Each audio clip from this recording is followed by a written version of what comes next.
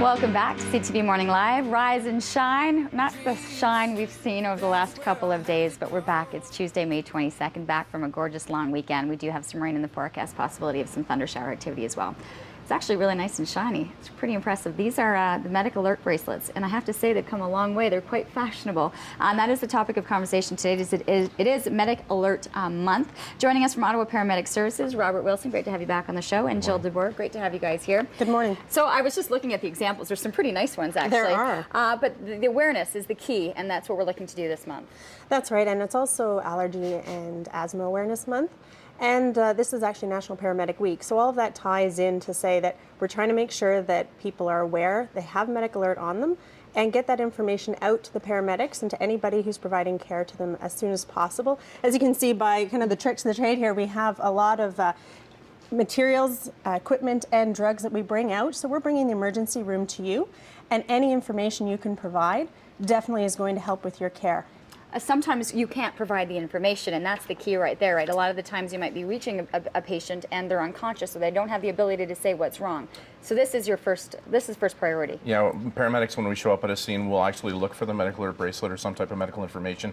And if the patient is incapacitated, we look for it, we find it, and we can treat them, because some of the medications we have will react adversely with some of the stuff that they may be taking. So by having that information in advance, it helps us start our job and get it done faster. Has there ever been a circumstance where you've been with a patient that has one of these and has just opted not to wear them, and it really has made a difference in their care? There's many instances of that, and sometimes it's just they forget to put it on, and other times they think, well, I can make it through the day without anything happening. But when you're away from your home, that's when an emergency will arise, and it's best to have that information available for us as paramedics. And you said that emergency room is pretty much you're bringing it to them. So the Yes. equipment really that you're seeing is transferable from what you'd be getting in a hospital treatment to being able to see it when you arrive. Yeah, we add, instead of just giving the initial epinephrine, we'll give more than that. We'll give Benadryl, oxygen, Ventolin. We can help them and treat them and get them feeling better, and then take them off to the hospital.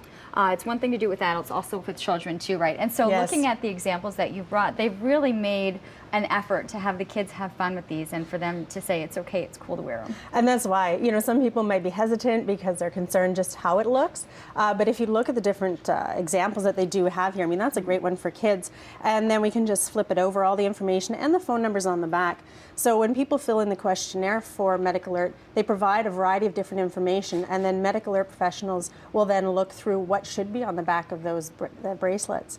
And then we call the number that's provided on the back, and we can get a whole variety of information, as well as emergency contact information for Medic Alert. So family members are also being kept aware of what's going on with their loved one. It goes beyond the patient. Yeah, it does. That's a great service, yeah. We use it ourselves many times on calls. Mm-hmm. You are, yes. Especially the contact information too, depending on the age, Yes. the age group that you're for dealing sure. with. And not only we're looking at kids, but also when we're looking at the elderly population as well. I'm sure it's at the same importance level that is. you would have with the kids that maybe not be able to explain.